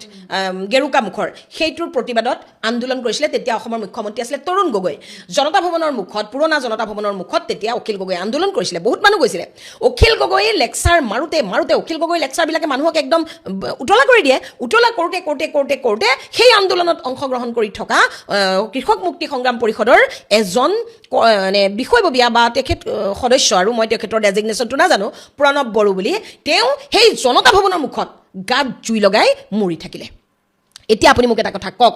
এই যে প্ৰণৱ বড়ো নামৰ মানুহজনে অখিলৰ উতলা ভাষণ দি থকা অৱস্থাত গাত যে কেৰাচিন তেল ঢালি সেইটো দিছপুৰৰ জনতা ভৱনৰ ওচৰত যে আত্মজাহ দিলে সেইকাৰণে অখিল গগৈ আজি গ্ৰেপ্তাৰ হ'ব লাগে নে নালাগে অখিল গগৈ সেই মানুহজনক যদি তেওঁ গৰম ভাষণেৰে যদি উতলা নকৰিলেহেঁতেন সেই মানুহজনেতো কেতিয়াও আত্মহত্যা নকৰিলে মানে আত্মজাহ নিদিলেহেঁতেন গতিকে প্ৰণৱ বড়োৰ কেছটো এতিয়া উলিয়াব লাগে মেইন কথা অখিল গগৈক একদম মানে ওলাব নোৱাৰাকৈ এৰেষ্ট কৰি পেলাই থৈ দিব লাগে কাৰণ অখিল গগৈ প্ৰণৱ বড়োৰ হত্যাকাৰী সেইটো কিয় পাহৰিছে তেওঁ গতিকে অখিল গগৈৰ ওপৰত SITয়ে কেছ দিছে আমি ভাল পাইছোঁ অখিল গগৈৰ ওপৰত ব্যৱস্থা লওক আৰু এইটো আইন বিৰুদ্ধ কাম তেওঁ কৰিছে গতিকে ইয়াৰ আইনী শাস্তি হোৱাৰ লগে লগে তেওঁৰ বিধায়ক পদ খাৰিজ কৰিব লাগে কাৰণ এজন বিধায়ক হৈ তেওঁ আইনক অৱমাননা কৰিছে হয় আৰু দৰ্শকসকল এয়া যিটো চাই আছে আমাৰ এই বিশেষ পডকাষ্ট আমি কথা পাতি আছোঁ বিভিন্ন প্ৰশ্ন আপোনালোকে আচলতে সামাজিক মাধ্যমত বাৰে বাৰে লিখি থাকে শিখা বাইদেৱে যিখিনি পোষ্ট কৰে সেই পোষ্টক লৈ বাইদেউৰ পোষ্টক লৈ বিভিন্নজনে লিখি থাকে গতিকে আজি সেই প্ৰসংগবোৰ আমি কথা পাতি আছোঁ বহুতেই বহু কথা ক'ব বিচাৰে বা বহুতেই প্ৰশ্নসমূহৰ উত্তৰ বিচাৰে তাৰ বাবে আজি আমি এই প্ৰশ্নসমূহ বাইদেউলৈ আগবঢ়াইছোঁ আৰু লগতে আন এটা প্ৰসংগলৈ যাম যিটো অসমত চলি আছে উচ্ছেদক লৈ যিহেতু অসমত এতিয়া উচ্ছেদ কৰি থকা হৈছে বেদখলকাৰীৰ বিৰুদ্ধে তেনে মুহূৰ্তত কাৰ্বি আংলঙত যিটো কেছ হৈ গৈছে এগৰাকীৰ তেখেতৰ CM গৰাকীৰ ঘৰ জ্বলাই দিয়া হৈছে সেই সময়ত তেওঁলোকেও কৈ আছে যে বেদখলকাৰীৰ পৰা আমি অশান্তি পাইছোঁ যিসমূহ অনা কাৰ্বি লোক তেওঁলোকৰ পৰা অশান্তি পাইছোঁ এই মুহূৰ্তত ক'বলৈ বিচাৰিছোঁ মই যে উচ্ছেদ বস্তুটোক লৈ আচলতে এতিয়া যদি অসম চলি আছে বহু লোকে কৈছে যে তেওঁলোকক ইমানেই হাৰাশাস্তি কৰিছে মুখ্যমন্ত্ৰী ডাঙৰীয়াই তেওঁলোক ক'ত যাব তেওঁলোককতো বাংলাদেশ পঠাই দিব পৰা নাই ইয়াতে আছে ইয়াৰ পৰা তালৈ গৈছে তাৰ পৰা তালৈ গৈছে কিন্তু বাংলাদেশ কিন্তু পঠাই দিব পৰা নাই বিজেপি চৰকাৰ এই কথা বহুতে কৈ আছে দেই গতিকে এই মুহূৰ্তত আপোনাক যদি মই সোধোঁ এই উচ্ছেদক লৈ মুখ্যমন্ত্ৰী হিমন্ত বিশ্ব শৰ্মাই এয়া এক প্ৰকাৰ ভাল কৰিছে নে নাই তেওঁৰ ৰাজনীতিৰ এয়া চক্ৰান্ত নে আন কিবা আপুনি কি ক'ব নাই 100% ভাল কৰিছে উচ্ছেদ লাগে তাৰমানে এটা সময় আছিলে আপুনি মোৰ বহুতকেইটা ইণ্টাৰভিউ লৈছে মই তেতিয়া উচ্ছেদৰ মানে বিৰোধিতা কৰিছিলোঁ আৰু আচলতে মোৰ বৰ্ণ এণ্ড ব্ৰট আপ এটা ধৰ্মনিৰপেক্ষ পৰিৱেশত মই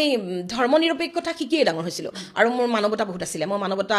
বোধটো মোৰ খুব বেছি আছিলে যাৰ কাৰণে মই এটা সময়ত 5 বছৰ ধৰি উচ্ছেদৰ বিৰোধিতা কৰি আছিলোঁ কিন্তু মই উচ্ছেদৰ বিৰোধিতা কৰোঁতে মোৰ দৃষ্টিত এই ছাইডটোহে আছিলে যে তেওঁলোকৰ একো নাই তেওঁলোকৰ ঘৰ এটাও নাই তেওঁলোকৰ কাপোৰ এটাও নাই তেওঁলোকৰ খাবলৈও একো নাই তাৰপিছত মই যেতিয়া তেওঁলোকৰ যিমানেই ভিতৰলৈ সোমাই গ'লোঁ যিমান ভিতৰলৈ সোমাই গ'লোঁ মেইনলি মই 2024ত যেতিয়া মই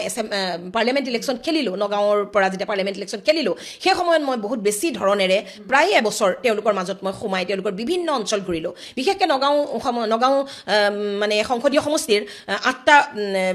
বিধানসভা সমষ্টি আছে 8টা বিধানসভা সমষ্টি মই চানবিন কৰিছোঁ দিনে ৰাতি ঘূৰিছোঁ তেতিয়া মই অনুভৱ কৰিলোঁ যে নহয় আমি যিটো ভাবিছোঁ সেইটো নহয় একেবাৰে আপোনাৰ একো নাই কৈ আছে এজনী মানুহে মোৰ একোৱেই নাই মোক উচ্ছেদ কৰিলে মোৰ একোৱেই নাই মই মোৰ গাৰ চলখন তেওঁক দি দিছোঁ তেওঁৰ একো নাই তাৰপিছত তেওঁ কপি আছে এখন কটন শাৰী পিন্ধিছে উঁৱলি যোৱা কপি আছে একো নাই এনেকৈ মোৰ একো নাই তাৰপিছত পিছদিনাখন মই তেওঁলোকলৈ কিবা কিবি বস্তু লৈ গৈছোঁ কথা পাতিছোঁ মই সময় লৈ গৈছোঁ বহিছোঁ কথা পাতিছোঁ তেওঁক ক'লোঁ তোমাৰ ল'ৰা ছোৱালীকেইটা কি কথা কোৱাটোতো এগাল ল'ৰা ছোৱালীটোতো আছে তাৰে এটা ল'ৰা ৰাছিয়াত মেডিকেল পঢ়ি আছে মই ক'লোঁ পইচা বোলে কষ্ট মষ্ট কৰি গোটাই দিছোঁ যিজনী মানুহে চৰকাৰী মাটি 150 বিঘা মাটি অকুপাই কৰি খেতি কৰি ৰঙালাও বিক্ৰী কৰি আছে সেই মানুহজনী ল'ৰাই ৰাছিয়াত মেডিকেল পঢ়ি আছে তেতিয়াহ'লে সেই মানুহবিলাকে যেতিয়া চৰকাৰী মাটি লৈছিলে তেতিয়া মোৰ গোটেই মাইণ্ডছেটটো কমপ্লিটলি টোটেলি চেঞ্জ হৈ গৈছিলে মই দেখিলোঁ যে হিমন্ত বিশ্ব শৰ্মাইটো ঠিক কাম কৰি আছে কাৰণ চাওক যাৰ নাই ৰিয়েলি যাৰ নাই তেওঁকহে আমি কিবা এটা সহায় কৰা উচিত কিন্তু যাৰ 100 বিঘা মাটি যি বছৰি ৰঙালাও বিক্ৰী কৰিয়েই আপোনাৰ 50-60 লাখ টকা পায় সেই মানুহক আমি মাটি কিয় দিম প্ৰথম কথা 2 নম্বৰ কথা আপুনি চাওকচোন হিন্দু মানুহবিলাক চাওক আপুনি বহুত মানুহক খবৰ কৰক তেওঁলোকৰ ঘৰ নাই ভাড়া ঘৰত আছে বহুত মানুহ মাটি নাই ঘৰ নাই কিন্তু সেই বুলিয়ে তেওঁলোকে চৰকাৰী মাটি দখল কৰিছে জানো আজি আপুনি বহুত হিন্দু মানুহক চাওক বৰা শইকীয়া হাজৰিকা শৰ্মা গোস্বামী চলিহা গগৈ নেওগ চেতিয়া বিভিন্ন ধৰণৰ ৰংহাং তেৰংপি বিভিন্ন ধৰণৰ মানুহক আপুনি চাওক তেওঁলোকৰ কিন্তু মাটি বাৰী নাই বহুতৰে তেওঁলোকে কি চৰকাৰী মাটি দখল কৰিছে নেকি আপুনি আজি চাওক টি ট্ৰাইব যিখিনি মানুহ চাহ জনজাতি যিখিনি আমাৰ ভাই ভনী চাহ বাগানত কাম কৰে তেওঁলোক আজি যুগ যুগ যুগ যুগ ধৰি এটা তেনেই চাহ বাগানৰ সৰু ৰুমত বাস কৰি আহিছে কিন্তু তেওঁলোক চাহ বাগানৰ মাটিকেই তেওঁলোকে দখল কৰা নাই আপুনি আচৰিত হ'ব আপাৰ আছামত যদি আপুনি যায় আপাৰ আছামৰ যিমানখিনি বাগান আছে সেই বাগানত আদিতে যে চাহ গছ লগাইছিলে আগতে যে চাহ গছ পুৰণা মই বাগানবিলাকৰ কথা কৈছোঁ মই আজি নতুনকৈ যিখিনি মানুহে চাহৰ খেতি কৰিছে পাত কৰিছে যাৰ ফেক্টৰী নাই মই তেওঁলোকৰ কথা কিন্তু কোৱা নাই দেই যিবিলাক পুৰণা বাগান আগৰে বাগান য'ত ফেক্টৰী কলঘৰ আছে কোৱাৰ্টাৰ আছে সেই বাগানবিলাকত আপুনি চাওক একজোপা চাহৰ গছ কোনেও কাটি পেলাই তাত ঘৰ বনোৱা নাই আপুনি প্ৰতিখন বাগানলৈ যাওক কোনো এখন বাগানত এনেকুৱা চিৰিজ গছ চাহ গছৰ ওপৰত চিৰিজ গছ থাকে চাহ গছত চাহ পৰিবৰ কাৰণে চিৰিজ গছ কাটা নাই চাহ গছ উভালা নাই একো নাই কৰা তেওঁলোকক চাহ বাগানখনে যিটো সৰু পজা এটা দুটা ৰুমৰ যিটো সৰু পজা দিছে তাতেই তেওঁলোকে কষ্ট মস্তকে আছে কিয় চাহ জনজাতি লোকসকলে মাটি বেদখল কৰা নাই অসমত চাহ জনজাতি লোকসকল কেতিয়া আহিলে আপুনি কওকচোন ইংৰাজী আনিছে তেওঁলোকক ব্ৰিটিছে আনিছিলে ব্ৰিটিছৰ যুগৰ পৰা এতিয়ালৈকে থকা চাহ জনগোষ্ঠীৰ মানুহে কিয় চৰত মাটি লোৱা নাই চাহ বাগানত কাম কৰাটো আটাইতকৈ কষ্টকৰ কাম পাত তোলা চাহৰ আপোনাৰ জেগা চাফা কৰা কলঘৰত কাম কৰা এইবিলাক খুব কষ্টকৰ কাম ইমান ৰ'দত তেওঁলোকে কাম কৰে ইমান কঠোৰ পৰিশ্ৰম কৰা মানুহখিনিয়ে চাহ বাগানৰ নিৰ্দিষ্ট এখন বাগানতে যে সোমাই থাকে তেওঁলোকে কিয় চৰত মাটি নলয়গে তেওঁলোকে কিয় কোনোবা ফৰেষ্টত মাটি নলয়গে কিয় নলয়গে কাজিৰঙাৰ আশে পাশে আছে বুঢ়া পাহাৰ বাগান জগদম্বা টি ষ্টেট আছে বুঢ়া পাহাৰ টি ষ্টেট আছে কুথৰি টি ষ্টেট আছে ইমানেই বাদুলিপাৰ টি ষ্টেট আছে ইমান টি ষ্টেট আছে কিন্তু কাজিৰঙাৰ ভিতৰত যেনেকৈ মিয়াবিলাক গৈ সোমালেগে তেনেকৈ চাহ বাগানৰ মানুহ কেলৈ নোসোমালে জগদম্বা টি ষ্টেটৰ পৰা টি ট্ৰাইব মানুহ গৈ চাহ বাগানত কাম কৰা মানুহ গৈ কাজিৰঙা মাটি দখল নকৰিলে কেলে ইয়াৰ পৰা গোৱালপাৰাৰ পৰা যে মিয়া গৈ কাজিৰঙাত যে আপোনাৰ অভয়াৰণ্যত যে মাটি দখল কৰিলে কুথৰি টি ষ্টেটৰ পৰা বাগৰি টি ষ্টেটৰ পৰা বুঢ়া পাহাৰ টি ষ্টেটৰ পৰা চাহ জনজাতিৰ লোকসকল গৈ পেলাই কিয় কাজিৰঙাত মাটি এটুকুৰা দখল নকৰিলে গতিকে তেওঁলোকে আগ্ৰাসন কৰিছে তেওঁলোকক মাটি নালাগে তেওঁলোকক গোটেই ইছলামিক ৰাজ্য কৰিবলৈ লাগে সেইটোতো আমি হ'বলৈ দিব নোৱাৰোঁ গতিকে এই ৰিয়েলিটিটো গম পোৱাৰ পিছত মই হিমন্ত বিশ্ব শৰ্মাৰ বিজেপি চৰকাৰখনক গোটেই বিজেপি দলটোক বিজেপি চৰকাৰখনক এই উচ্ছেদৰ কাৰণে মই মোৰ পূৰ্ণ সহযোগিতা আগবঢ়াইছোঁ হয় আৰু যিটো বাংলাদেশৰ কাহিনী যিটো আমাৰ হিন্দু এজন যুৱকক জ্বলাই হত্যা কৰিছে মাৰি মাৰি হত্যা কৰিছে যিটো গাৰ নোম শিয়ৰি যোৱা দৃশ্য ইতিমধ্যে সকলোৰে হাতে হাতে নিশ্চয়কৈ আছে সেই প্ৰসংগত যদি যাওঁ আপুনি যিহেতু মিয়া সম্প্ৰদায়ক লৈ আপুনি বিভিন্ন কথা লিখি থাকে সেই বাংলাদেশত ভাৰতীয় যিখিনি সংখ্যালঘু আছে তেওঁলোক কিন্তু ছেফটি নহয় সুৰক্ষিত নহয় এতিয়ালৈকে বা কোনো ব্যৱস্থা লোৱা হোৱা নাই এগৰাকী হিন্দু হোৱাৰ বাবেই তেওঁ জ্বলাই হত্যা কৰিছে গতিকে এই প্ৰসংগত বাইদেউ কি ক'ব চাওক বাংলাদেশক স্বাধীনতা কোনে দিলে বাংলাদেশ ৰাষ্ট্ৰ কেনেকৈ হ'ল আমিহে দিলোঁ বাংলাদেশক স্বাধীনতা আমি দিছোঁ আপুনি দিছে মই দিছোঁ আমি দিছোঁ ইণ্ডিয়াই দিছে বাংলাদেশ স্বাধীন নাছিলে বাংলাদেশ পাকিস্তানৰ লগত মিলি আছিলে বাংলাদেশক স্বাধীনতা আমি দিলোঁ ইণ্ডিয়াই দিলে গতিকে বাংলাদেশক স্বাধীনতা দিয়াৰ পাছত বাংলাদেশত আপোনাৰ ইস্কন মন্দিৰ আছিলে বাংলাদেশত বহুত হিন্দু আছিলে কিন্তু বাংলাদেশৰ হিন্দুবিলাক লাহে লাহে গৈ মাৰি কাটি তাহাঁতি শেষ কৰি পেলাইছে কোনোবা ক'ৰবালৈ গুচি গৈছে গতিকে বাংলাদেশত হিন্দুৰ ওপৰত যিটো অমানৱীয় অত্যাচাৰ হৈছে সেই অত্যাচাৰটোৰ এটাই কাৰণ যে হিন্দুক তাৰ পৰা জিৰ' কৰি পেলাব লাগে হিন্দু এতিয়া বাংলাদেশত যিমানখিনি হিন্দু আছে সেই হিন্দুখিনিক জিৰ' কৰি পেলাব লাগে গতিকে জিৰ' কৰাত তেওঁলোক সফল হৈছে এতিয়া আমাৰ এটা কথা আহে যে আমি ভাগ হ'ব নালাগে ময়ো কওঁ এইটো কথা আমি ভাগ হ'ব নালাগে আমি হিন্দুসকল মিলি থাকিব লাগে একত্ৰিত হৈ থাকিব লাগে কিন্তু একত্ৰিত হৈ থাকিলেই নহ'ব কাৰণ বাংলাদেশৰ যিখিনি হিন্দু তেওঁলোক কিন্তু ভাগ নহয় আমিহে অসমত ভাগ বা ভাৰতত হিন্দু ভাগ কিন্তু বাংলাদেশত হিন্দু ভাগ নহয় তেওঁলোক একেলগে থাকে একেলগে তেওঁলোকে ফেষ্টিভেল পালন কৰে একেলগে তেওঁলোকে ইস্কন মন্দিৰলৈ যায় একেলগেই থাকে তেওঁলোকৰ মাজত বিভেদ নাই কিন্তু তেওঁলোক সংখ্যাত কমি আহিছে আপুনি যিমানেই একেলগে নাথাকক আপোনাৰ ধৰক ঘৰত 5টা মানুহ আছে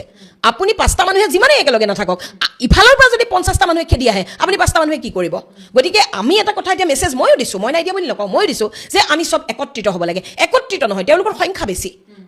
বেছি হ'লে আমি যিমানেই একত্ৰিত হৈ নাথাকোঁ লাভ নাই ঠিক তেনেকৈ এতিয়া বাংলাদেশত আমাৰ হিন্দুৰ পাৰ্চেণ্টেজটো কমি গ'ল একদমেই নাই তেনেই কম আছে মিনিমাম 2% মান আছে গতিকে তেওঁলোকৰ যিহেতু বেছি আছে গতিকে তেওঁলোকে আজি গছত ওলমাই মাৰিছে আকৌ 2 দিনমানৰ পিছত এটা মাৰিব আকৌ 2 দিনমানৰ পিছত এটা মাৰিব এনেকৈ মাৰি জিৰ' কৰি পেলাব যেনেকৈ এতিয়া আপোনাৰ আফগানিস্তানৰ যিখিনি হিন্দু সেই হিন্দুখিনি একত্ৰিত হৈ আছিলে কিন্তু আফগানিস্তানততো এতিয়া হিন্দু নাই পাকিস্তানৰ হিন্দুখিনি একত্ৰিত হৈ আছিলে পাকিস্তানত নাই এতিয়া চাওক আমাৰ ভুলটো ক'ত চাব দেই পাকিস্তান বাংলাদেশ আৰু ইণ্ডিয়া ভাৰত এক আছিলে অখণ্ড ভাৰত পাকিস্তান বাংলাদেশ আৰু ভাৰত অখণ্ড ভাৰত আছিলে অখণ্ড ভাৰতক ধৰ্মৰ ভিত্তিত ভাগ কৰা হ'ল হয়নে ধৰ্মৰ ভিত্তিত ভাগ কৰা হ'ল এতিয়া মানুহে কয় কি বিজেপি অহাৰ লগে লগে বোলে সাম্প্ৰদায়িকতা বাঢ়িছে বিজেপিয়ে বোলে হিন্দু মুছলিম কৰিছে এতিয়া 1947ত যে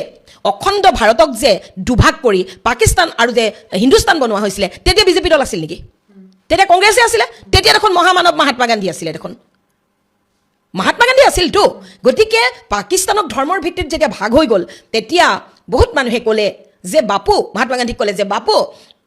পাকিস্তানততো আমাৰ হিন্দুখিনি থাকি গ'ল, ধৰ্মৰ ভিত্তিত ভাগ হ'ল, গতিকে পাকিস্তানৰ হিন্দুখিনি আমাৰ ইয়ালৈ লৈ আহিব লাগে। নহয় নহয়, এইটো মহম্মদ আলী জিন্নাই ক'লে। মহম্মদ আলী জিন্নাই কি বুলি ক'লে যে মহাত্মা গান্ধীক ক'লে যে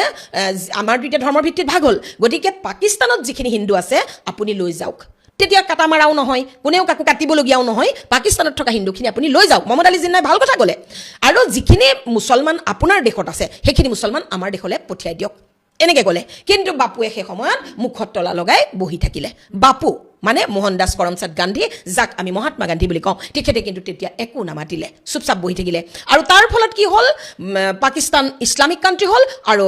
নতুনকৈ আকৌ এখন ইছলামিক কাণ্ট্ৰি বাংলাদেশ হ'ল, আৰু পাকিস্তান ইছলামিক দেশ, পাকিস্তান মুছলমান দেশ,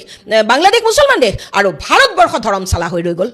ভাৰতবৰ্ষ ধৰমশালা বনি গ'ল। ভাৰতবৰ্ষত এতিয়া আপুনি হিন্দুও থাকিব, মুছলমানো থাকিব, উল্টাই মুছলমানে হিন্দুক অত্যাচাৰ কৰাৰ পাৰ্চেণ্টেজটো বাঢ়ি গ'ল। ন' ডাউট ভাৰতবৰ্ষতো এনেকুৱা মুছলমান আছে যি এনেকুৱা নিবিচাৰে, তেওঁলোকে কেতিয়াও কাজিয়া নিবিচাৰে, মিলি থাকিব বিচাৰে, কিন্তু তাৰ পাৰ্চেণ্টেজটো কম।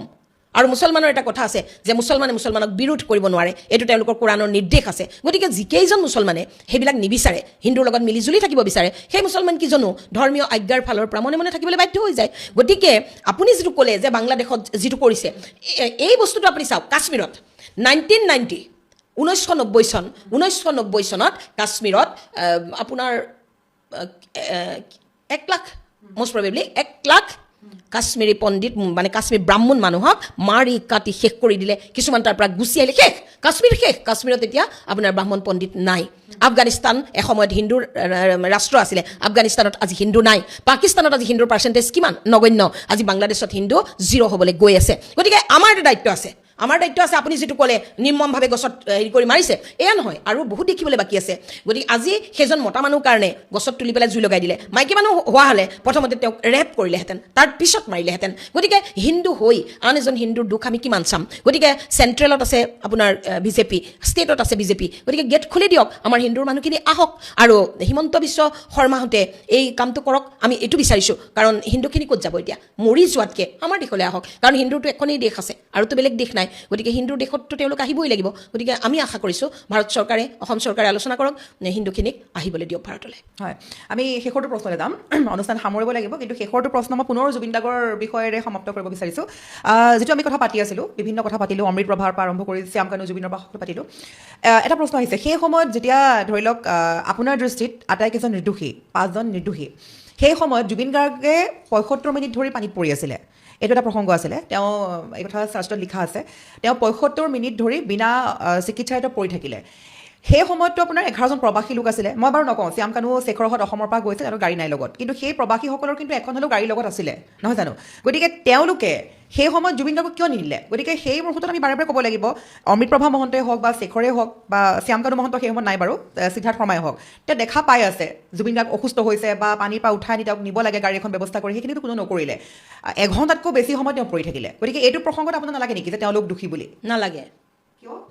চাওক, প্ৰথম কথা হ'ল তেওঁলোক পাৰ্চনেল গাড়ীত গৈছিল নে ইয়টত গৈছিল? প্ৰথম কথা, তেওঁলোক ইয়টত গৈছিলে। ইয়টখন তেওঁলোকৰ ব্যক্তিগত ইয়ট নাছিলে, তেওঁলোকে ছিংগাপুৰ টুৰিজিমৰ এখন ইয়ট ভাড়ালৈ লৈ গৈছিলে। এতিয়া যদি তেওঁলোকে ছিংগাপুৰ টুৰিজিমৰ ইয়টখন লৈ নগৈ তেওঁলোকে নিজে চলাই পেলাই পাৰ্চনেল কাৰোবাৰ ইয়ট এখন ভাড়া লৈছে, নিজে চলাইছে, তেতিয়া কথাটো বেলেগ আছিলে। কিন্তু ছিংগাপুৰ টুৰিজিমৰ ইয়টখন লৈ গৈছে,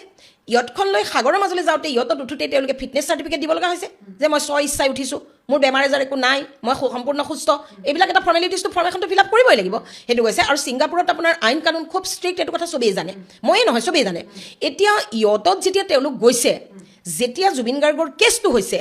তেতিয়া আমি শুনামতে কেপ্টেইন জঁপিয়াইছে, জাহাজৰ কেপ্টেইনজন জঁপিয়াই জুবিন গাৰ্গক আনিছে। মই এটা কথা কৈ লওঁ, তাৰমানে চাওক, এতিয়া কথাখিনি অলপ বহলাই ক'ব লাগিব। এটা ৱৰ্ডত ইমান ডাঙৰ কথা ক'লে মানুহে ভুল বুজাবুজি হ'ব। এতিয়া জুবিন গাৰ্গ পানীত পৰক বা XYZ, মই যদি কালি যদি পানীত পৰিছোঁ, ময়ে ধৰক পৰিলোঁ, আপুনিয়ে ময়ে ধৰক দীঘলী পুখুৰীত সাঁতুৰি আছিলোঁ, দীঘলী পুখুৰীত বাৰু সাঁতুৰিবলৈ নিদিয়ে, মই এটা উদাহৰণৰ কাৰণে কৈছোঁ, আপুনিয়ে ময়ে ধৰক সাঁতুৰি আছিলোঁ, কিবা কাৰণে ধৰক মই পৰি গ'লোঁ, আপুনি কিন্তু মোক আনিবলৈ নাযাব, এইটো বৰ ডাঙৰ বিপদত পৰিব, আপুনি নিজে মৰি থাকিব। কাৰণ পানীত থাকি স্পেচিয়েল ট্ৰেইনিং নহ'লে পানীতে থকা এজন মানুহক আপুনি উদ্ধাৰ কৰিব নোৱাৰে, আপোনাৰ স্পেচিয়েল ট্ৰেইনিং লাগিব। আপোনাক শিকাব লাগিব যে মানুহ এজনক কেনেকৈ উঠায় কিন্তু আপুনি যদি জাষ্ট ছুইমাৰ জাষ্ট আপুনি এনেই এটা সাঁতুৰি পেলাই ভাল পাইছে তেতিয়া কিন্তু আপুনি মানুহজনক উঠাবলৈ গ'লে আপুনি বিপদত পৰিব কাৰণ পানীত পৰা মানুহক সদায় চুলি কোচাত ধৰি উঠাব লাগে চুলি কোচাত ধৰি ওপৰলৈ দাঙিবলৈ আপুনি ক'ত থাকিব লাগিব আপুনি এটা ছেফ জেগাত থাকিব লাগিব হয় আপুনি এখন নাৱত থাকিব লাগিব নহয় আপুনি কিবা এটা ছেফ জেগাত দলং এখনৰ ওপৰত উঠি থাকিব লাগিব আপুনি মানুহ এজন পানীত পৰিছে আপুনিও সাঁতুৰি আছে আপুনি তাক আনিবলৈ গ'লে আপোনাকো ডুবাই দুজন মৰিব মানুহৰ প্ৰথম দায়িত্ব হ'ল মানে আত্মৰক্ষাটো মানুহৰ জীৱনৰ প্ৰথম ধৰ্ম আৰু আত্মৰক্ষা আপুনি কৰিবলৈ গ'লে আপুনি আইনগতভাৱে দোষী নহয় গতিকে সন্দীপন বা যোনেই নহওক তেওঁলোকে বিশেষভাৱে তেওঁলোক ডুবাৰো নহয় তেওঁলোক প্ৰফেচনেল ছুইমাৰ নহয় গতিকে তেওঁলোকে সাগৰ সেইখন সাগৰো নহয় মহাসাগৰ ভাৰত মহাসাগৰত আপোনাৰো হ'লেও ভয় লাগিলহেঁতেন মোৰো ভয় লাগিলহেঁতেন কাৰণ নিজৰ জীৱনতকৈ পৃথিৱীত একো বস্তু ডাঙৰ নহয় নিজৰ জীৱন বিপন্ন কৰি কোনেও কাকো উদ্ধাৰ নকৰে গিৰিয়েকে ঘৈণীয়েকক নকৰে বেলেগৰ কথা বাদ দিয়ক আপুনি ঘৈণীয়েকে গিৰিয়েকক নকৰে কাৰণ মানুহৰ এইটো নেচাৰ ভগৱানে দি থৈছে কিবা এটা আহিলে আপুনি চাবচোন ধৰক এটা সাপ এডাল ওলালে প্ৰথমতে আপুনি বাহিৰলৈ দৌৰ মাৰিব মা বুলি কৈ আপুনি দৌৰ মাৰিব আপুনি কিন্তু সাপডালক দেখি শিকাবা আহক বুলি আপুনি মোক লৈ নাযায় আপুনি প্ৰথম দৌৰি তাৰ পৰা মোক চিঞৰিব গুচি আহক বুলি এইটো হ'ল মানুহৰ নেচাৰেল ছিষ্টেম গতিকে সেই ফালৰ পৰা তেওঁলোকে উঠাব নোৱাৰিলে 2 নম্বৰ কথা ইয়টত ছিংগাপুৰৰ মানুহ আছে ছিংগাপুৰৰ 2জন মানুহ আছে মানে ছিংগাপুৰ টুৰিজিমৰ মানুহ এমপ্লয়ী তেওঁলোকে প্ৰথম জুবিন গাৰ্গৰ কেছটো হোৱাৰ লগে লগে তেওঁলোকৰ দায়িত্ব পুলিচক ইনফৰ্ম কৰা আপুনি জুবিন গাৰ্গক লৈ পেলাই আহিব নোৱাৰে আপুনি জুবিন গাৰ্গৰ মাক দেউতাক হ'লেও নোৱাৰে কালি যদি গৰিমা শইকীয়া গাৰ্গ যদি তাত থাকিলেহেঁতেন তেওঁ লৈ আহিব নোৱাৰে কমপ্লিটলি কেছটো পুলিচলৈ গুচি গ'ল এতিয়া চাওক আমাৰ ৰাস্তাত যে মানুহ এজনৰ এক্সিডেণ্ট হ'লে আপুনি মই যিমানেই তেওঁক আমাৰ যিমানেই মনটো বেয়া নালাগক আমি তেওঁক কিন্তু চিধাই গৈ হস্পিটেললৈ নাযাওঁ আমাৰ প্ৰথম কাম কি কৰোঁ আমি এম্বুলেঞ্চক মাতোঁ তাৰপিছত আমি পুলিচক খবৰ দিওঁ পুলিচ নহ'লে আপুনি চুব নোৱাৰে উল্টা আপুনি ফচি যাব এতিয়া যদি তেওঁলোকে ব্যক্তিগত গাড়ীত যদি জুবিন গাৰ্গক উঠাই লৈ আহিলেহেঁতেন তেতিয়াহ'লে তেওঁলোক চিৰ জীৱনৰ বাবে ফচিলেহেঁতেন তেওঁলোক হত্যাকাৰী প্ৰমাণ হ'লহেঁতেন এতিয়া অন্ততঃ ইয়টৰ নাবিকজনে ক'ব যে নহয় কেছ এইটো ইয়টৰ নাবিকজনকতো সোধা যাব তেওঁতো সাক্ষী দিব গতিকে যদি ইয়টৰ নাবিকজনক উপেক্ষা কৰি এওঁলোকে জুবিন গাৰ্গক ব্যক্তিগত গাড়ীত যদি লৈ গ'লহেঁতেন ক'ৰবালে তেতিয়া এওঁলোকে হত্যা কৰাটো প্ৰমাণ হৈ গ'লহেঁতেন আৰু এটা কথা ধৰি লওক এটা ৰুমত এগৰাকী মানুহে ব্যক্তি পুৰুষ হওক মহিলা হওক কোনোবাই হেং হৈ আছে ছুইচাইড কৰিছে তেতিয়া কিন্তু সেই মানুহজনক আপুনি জানে খিৰিকীয়েদি দেখিলে ভেণ্টিলেশ্যনেদি দেখিলে কিন্তু আপুনি দৰ্জা ভাঙি সোমাব নোৱাৰে যেতিয়ালৈকে পুলিচ আৰু মেজিষ্ট্ৰেট নাহে তেতিয়ালৈকে আপুনি বডিটো ওপৰৰ পৰা কিন্তু নমাব নোৱাৰে নহ'লে আপুনি ফচি যাব নিজক ফচাবলৈ কোনে বিচাৰিব কিয় কৰিব তেওঁলোকে তেনেকুৱা কিয় কৰিব আত্মৰক্ষা মানুহৰ প্ৰথম ডিউটি গতিকে তেওঁলোকৰ ঠাইত শুদ্ধ হয় নিশ্চয়কৈ আমি আচলতে বিদায় ল'ব লাগিব কিন্তু আজি যিবিলাক প্ৰশ্ন উত্থাপিত হৈ আছিলে বহু লোকে ক'ব খুজি থাকে শিখা বাইদেউৰ যিখিনি পোষ্ট আমি পাওঁ সেই পোষ্টখিনিক লৈ বহুতেই সামাজিক মাধ্যমত মুখ খোলে আৰু বহুতে বিতৰ্ক কৰে তাৰ মাজতে আচলতে জুবিন গাৰ্গৰ প্ৰসংগটোক লৈ যিখিনি কথা চলি আছে সেই প্ৰশ্নসমূহ আমাৰ মনটো উদয় হয় আৰু আজি সেইবাবে আমি বাইদেউক আমি আমন্ত্ৰণ জনাইছোঁ বাইদেউৰ মুখেৰে আমি শুনিব চেষ্টা কৰিলোঁ যে যিবোৰ পোষ্ট বাইদেউ লিখি আছে #জাষ্টিছ ফৰ জুবিন গাৰ্গৰ সলনি #জাষ্টিছ ফৰ চাৰ্চ অৰ্থাৎ শ্যাম কানু সিদ্ধাৰ্থ শেখৰ আৰু সন্দীপৰ লগতে অমৃত প্ৰভা এইকেইজনৰ বিষয়ে তেওঁ লিখি আছে গতিকে যিবোৰ আচলতে বৰ্তমান আমি বাৰে বাৰে ক'ম যে বহু লোকে বাইদেউক গালি গালাজো পাৰিছে সামাজিক মাধ্যমত বহু লোকেই চৰ্চা কৰি আছে গতিকে সেইসমূহ প্ৰশ্ন আমালৈ বাৰে বাৰে প্ৰেৰণ কৰে বিভিন্ন আমাৰ বাতৰিত কমেণ্ট কৰে যে শিখা শৰ্মা বাইদেউৰ এইটো পোষ্ট বুলি কমেণ্ট কৰে গতিকে আমাক মেছেজো কৰে আমাৰ যিটো আমাৰ পেজত মেছেজো কৰে যে বাইদেউৰ ওপৰত কিয় একো নকৰে কিয় এইটো বাতৰি সংগ্ৰহ নকৰে বা বাইদেউৱে কি কৈছে কিয় নুশুনে বা কিয় ক'ব এই ধৰণৰ বিভিন্ন প্ৰসংগ আনিছিলে গতিকে আজি আপোনালোকৰ এই প্ৰসংগসমূহৰ বাবেই বাইদেউক আমি পোনপটীয়াকৈ সুধিলোঁ এইসমূহ প্ৰশ্ন আৰু একেবাৰে শেষত মই বিদায় ল'ম একেবাৰে শেষত আপোনাৰ ওপৰত বিভিন্ন পোষ্ট আছে যে মই কৈ আছোঁ আপোনাৰ ওপৰত আইনী ব্যৱস্থা লোৱাৰ কথা লিখি আছে বহুতে শেষত মই এইকাৰণে সুধিছোঁ আপুনি যিখিনি কথা ক'লে আপোনাৰ দৃষ্টি যিবোৰ আপুনি ভাবিছে বা যিখিনি আপোনাৰ মগজে ভাবিছে আপুনি কৈছে আজি সেই মুহূৰ্তত বহু লোকেই কিন্তু আপোনাৰ ওপৰত লিখে নিশ্চয় আপুনিও পাইছে আমি ফোন খুলিলে দেখা পাওঁ আমাৰ কমেণ্টত আহে শিখা শৰ্মা বাইদেউৰ ওপৰত আইনী ব্যৱস্থা কিয় নলয় এই ধৰণৰ লিখে সেইসকলক আপুনি তেন্তে কি ক'ব চাওক প্ৰথম কথাটো হ'ল আইনী ব্যৱস্থাটো আইনে ব্যৱস্থা সকলো ভাৰতীয়ৰ ওপৰত ল'ব ভাৰতৰ আইনে সকলোৰে আইনে চব চাই থাকেতো এতিয়া ধৰক এনেকুৱাটো নহয় যে কোনেও নাজানে কোনেও চবেই চাই থাকে যেতিয়া মোৰ ভুল দেখিব যেতিয়া মোৰ অপৰাধ হ'ব তেতিয়া আপুনি আইনী ব্যৱস্থা কিয় নলয় বুলি ক'বই নালাগে আইনে লৈ যাব ইতিমধ্যে মোক আইনে বহুতবাৰ ব্যৱস্থা লৈছে গতিকে আইনে চব চাই থাকে গতিকে মই যদি ক'ৰবাত ভুল তেতিয়াহ'লে আইনে নিশ্চয় ব্যৱস্থা ল'ব কিন্তু এতিয়া কথাটো হৈ গ'ল কি মই জুবিন গাৰ্গক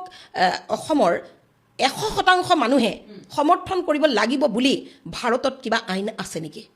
প্ৰথম প্ৰশ্নটো মোৰ এইটো জুবিন গাৰ্গক অসমৰ 100% মানুহে ছাপোৰ্ট কৰিব লাগিব বুলি নকৰিলে তেওঁৰ জেল হ'ব বুলি ভাৰতত কিবা আইন আছে নেকি দ্বিতীয় কথাটো যে জুবিন গাৰ্গৰ কিবা এটা দুৰ্ভাগ্যজনক মৃত্যু হ'ল যিটো আমি কেতিয়াও আশা কৰা নাছিলোঁ গতিকে সেই কথাটোত কেৱল আমি অসমৰ 100% মানুহ জুবিন গাৰ্গৰ ফালে চকু মুদি গুচি গৈ আন 5জন অসমীয়াক জীয়াই থকাটো দুৰ্বিষহ কৰি পেলাম তেওঁলোকৰ পৰিয়ালক আমি কটু কথাৰে একদম মানে ভয়ানক ধৰণৰ অপমানজনিত কথাৰে আমি তেওঁলোকৰ জিনা হাৰাম কৰি দিম এই কথাটো আমি বাধ্য নেকি মই বাধ্য নেকি গতিকে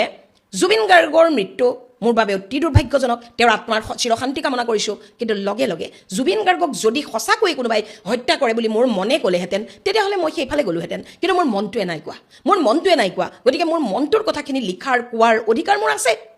জুবিন গাৰ্গ যেনেদৰে অসমীয়া সিদ্ধাৰ্থ শ্যামকানু অমৃতপ্ৰভা শেখৰ আৰু সন্দীপনো অসমৰ মানুহ গতিকে তেওঁলোকক ইমান অত্যাচাৰ কৰিছে যদি কাইলৈ আদালতে above all there is court না গতিকে যদি কাইলৈ আদালতে তেওঁলোকক দোষী প্ৰমাণিত কৰে তেতিয়াহ'লে অ'কে মই আদালতৰ ৰায় মানি ল'ম কিন্তু আদালতে দোষী প্ৰমাণিত নকৰা সময়লৈকে মই যি ভাবোঁ মই সেইটো কোৱাটো মোক কোনেও বাৰণ কৰিব নোৱাৰে গতিকে সেইটো মই কৈছোঁ এনেকুৱাটো নহয় যে শিখা শৰ্মাই জুবিন গাৰ্গৰ হত্যা হোৱা নাই শ্যামকানু শেখৰহঁতে এই চাচতে তেওঁলোকে হত্যা কৰা নাই বুলি কিয় ক'ব তেওঁক এইটো কি হেৰি নেকি তালিবানী ব্যৱস্থা নেকি যেনেকৈ ধৰক এতিয়া আপুনি কোৰাণৰ কিবা এটা কথা ভুল দেখিলেও কোনো মুছলমানে মাতিব নোৱাৰে নহ'লে তেওঁক দেশ এৰি দেশান্তৰী হ'ব লাগিব তছলিমা নাছৰিনৰ দৰে তেওঁক আপোনাৰ শিৰচ্ছেদ কৰা যাব বুলি ভাবুকি দিব বা ধৰক তছলিমা নাছৰিন এতিয়া বাংলাদেশত থাকিব নোৱাৰে তেওঁ বাংলাদেশৰ পৰা খেদি দিলে শেখ হাছিনা বাংলাদেশৰ পৰা খেদি দিলে আপোনাৰ সলমান ৰুজদি পাকিস্তানৰ ৰাইটাৰ সলমান ৰুজদি খেদি দিলে মালালা ইউছুফজাই তেওঁ আপোনাৰ তালিবানে তেওঁৰ ওপৰত অত্যাচাৰ ল'লে তেওঁ এতিয়া আমেৰিকাৰ চিটিজেনশ্বিপ ল'লে অসমতো কি তেনেকুৱা হ'ব নেকি যে জুবিন গাৰ্গক ভুলে শুদ্ধই ভালে বেয়াই হত্যাই নহওক ছাপৰ্ট কৰাটো তুমি বাধ্য তাকে নকৰিলে তোমাক জেলত ভৰাই দিম এনেকুৱা কথা আছে নেকি মোৰ মনে সেইটো হত্যা বুলি নাই কৰা তাৰ কাৰণে যদি মোক কোনোবাই ফাঁচি দিব বিচাৰে সেইটোতো হ'ব নোৱাৰে গতিকে আৰু এটা কথা কওঁ যে আপুনি এইখিনি কথা কোৱাৰ আগতে যে জুবিন গাৰ্গক কিন্তু তেওঁৰ এচাম নতুন অনুৰাগীয়ে ইউজ কৰিছে তেওঁলোকে জুবিন গাৰ্গক 2026 বিধানসভা ইলেকশ্যন জিকিবৰ কাৰণে অচিলা কৰি লৈছে তেওঁলোকৰ জুবিন গাৰ্গৰ প্ৰতি মৰম নাই কাৰণ চাওক যিমানে খুচৰিব সিমানে কিন্তু অকলে অমৃতপ্ৰভা শ্যামকানু সিদ্ধাৰ্থ এওঁলোকেই কিন্তু দায়ী নহয় এটা টকাৰ দুটা ছাইড থাকে কোনোটো বস্তু ছিংগল ছাইডেড নহয় কোনো এটা বস্তুৱেই ছিংগল ছাইডেড নহয় আপুনি চেণ্ডেলযোৰ পিন্ধিছে দুটা ছাইড থাকে আপুনি চাৰ্টটো পিন্ধিছে দুটা ছাইড থাকে আপুনি চশমাযোৰ পিন্ধিছে দুটা ছাইড থাকে প্ৰতিটো বস্তুৰে দুটা ছাইড থাকে গতিকে এটা ছাইড কেতিয়াও জয়ী হ'ব নোৱাৰে এটা ছাইড আপুনি বখানি থাকিব নোৱাৰে যিমানেই আপুনি জুবিন গাৰ্গক প্ৰটেকশ্যন দিবলৈ তেওঁলোকে ৰাজনৈতিক উদ্দেশ্য প্ৰণোদিতভাৱে গৈছে সিমানেই কিন্তু কথাবিলাক খুচৰি যাব ইয়াৰ ফলত জুবিন গাৰ্গক মই কিন্তু অন্যায় কৰা নাই অন্যায় কৰিছে এই নতুনকৈ হোৱা কিছুমান অনুৰাগীয়ে জুবিন গাৰ্গৰ যিখিনি ৰিয়েল অনুৰাগী তেওঁলোক কিন্তু চাইলেণ্ট আৰু তথাপিও মোক গালি পৰা মোক আক্ৰমণ কৰা মানুহবিলাকক মই বেয়া নাপাওঁ তেওঁলোকক মই গালিও নিদিওঁ কাৰণ তেওঁলোকে অন্তৰত কিবা কথা দুখ লাগিছে জুবিন গাৰ্গৰ মৃত্যুক তেওঁলোকে স্বাভাৱিক হিচাপে ল'ব পৰা নাই গতিকে তেওঁলোকে এই সময়ত আৱেগিক হৈ আছে গতিকে তেওঁলোকে মোক গালি পৰাটো স্বাভাৱিক কিন্তু মই আৱেগত উটিবুৰি গৈ মই কেতিয়াও আন 5জন নিৰ্দোষীক মানসিক অত্যাচাৰ কৰি মই পাপৰ ভাগি হ'ব নোখোজোঁ হয় নিশ্চয়কৈ আচলতে আমি আজি এইখিনি প্ৰশ্ন এটা কাৰণেই কৰিলোঁ মই বাৰে বাৰে কৈছোঁ যে আমাৰ যিবিলাক কমেণ্ট আহে ধৰি লওক বা আমাৰ যিবোৰ মেছেজ আহে তাত আপোনাৰ পষ্টটো স্ক্ৰীনশ্বট মাৰিও বহুতে দিয়ে সেইটো আপুনিও হয়তো গম পায় বহু লোকে শ্বেয়াৰ কৰে শিখা শৰ্মা বাইদেৱে আজি এইটো লিখিছে বুলি তাতে বহু লোকে এই ধৰণৰ কথা সোধে বা কয় গতিকে আজি বাইদেউক আমি যিহেতু বাইদেউ আমাৰ লগত আছে গতিকে আমি সকলোখিনি প্ৰশ্ন সুধিব চেষ্টা কৰিলোঁ বাইদেউৰ দৃষ্টিত কি প্ৰতিটো প্ৰসংগ কি সেইখিনি খুলি ক'লে আজি গতিকে বাইদেউ আপুনি আমাক ইমানখিনি সময় দিছে শেষত মই ধন্যবাদ জ্ঞাপন কৰিছোঁ ইমান ব্যস্ততাৰ মাজতো আচলতে আমি বহুত দিনৰ কথা পাতি আছোঁ কিন্তু এনেকুৱা আপুনিও ব্যস্ত হৈ আছিলে গতিকে আজি আহিলে গতিকে বহুত ধন্যবাদ থাকিলে আমাৰ ফালৰ পৰা আপোনাৰ সংবাদ মাধ্যমৰ উজ্জ্বল ভৱিষ্যত কামনা কৰিলোঁ আপুনি আৰু আপোনাৰ গোটেই টীমটো অসমৰ সংবাদ জগতত উজ্জ্বল হৈ জিলিকি থাকক আপোনাৰ সংবাদ মাধ্যমক অসমৰ ৰাইজে আঁকোৱালি লওক আৰু আপোনাৰ সংবাদ মাধ্যমৰ জৰিয়তে অসমৰ সকলো ৰাইজলৈ মোৰ প্ৰণিপাত জনালোঁ হয় ধন্যবাদ আৰু দৰ্শকসকল এয়া আছিলে কভাৰ ষ্টৰী উইথ আস্মিতাৰ আজি বিশেষ খণ্ড আৰু বিশেষ খণ্ডটো নিশ্চয়কৈ চাই সকলোৱে ভাল পালে বা যাৰ যিখিনি ক'ব লগা আছে নিশ্চয়কৈ কমেণ্ট বক্স খোলা আছে ক'ব পাৰিব গতিকে আজি আমি ইমানতে বিদায় ল'ব লাগিব